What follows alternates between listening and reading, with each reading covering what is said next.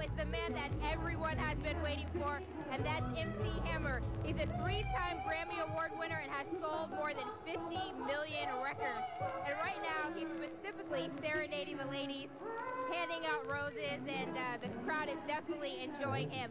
But before MC Hammer took the stage, Vanilla Ice got the crowd on their feet, especially when he performed his hit, Ice Ice Baby. So it's definitely been an evening filled with some of hip-hop's finest entertainers.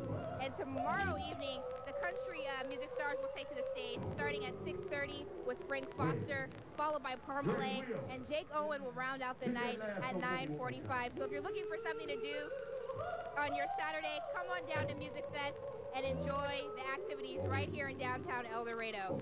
Brea Douglas, NBC 10 News. Heather, back to you. After this morning's early explosion, perhaps no one was more affected than folks living in this trailer park. The park is located right behind the chemical plant.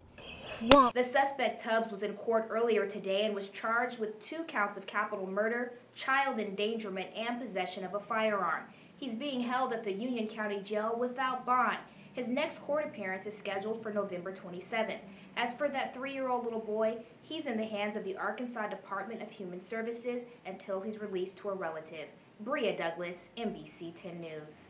The El Dorado Water Commission says that they are legally not responsible for compensating the Morris family for the city's sewage damage to their home.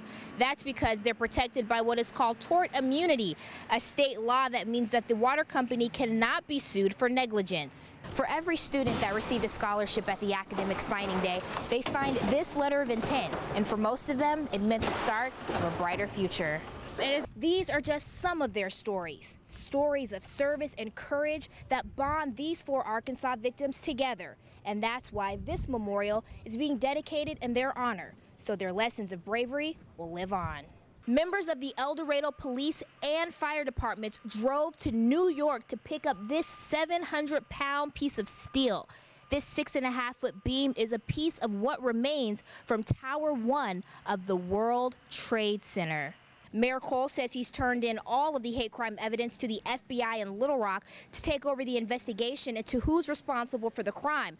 As for the police chief, Byron Sarter, we tried reaching out to him but haven't heard back. Brea Douglas, NBC 10 News. I'm standing where construction will take place for the Monticello Bypass, a 20-mile road that will eventually connect to the future I-69 route. The bypass alone is estimated to cost just over $13 billion.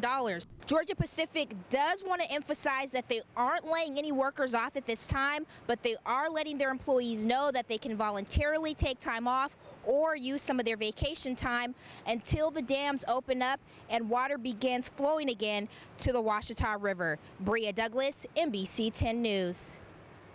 I'm standing in the middle of the hayfield, and farmers like Rusty Hayes say around this time of year, the grass should be coming up to a person's knees.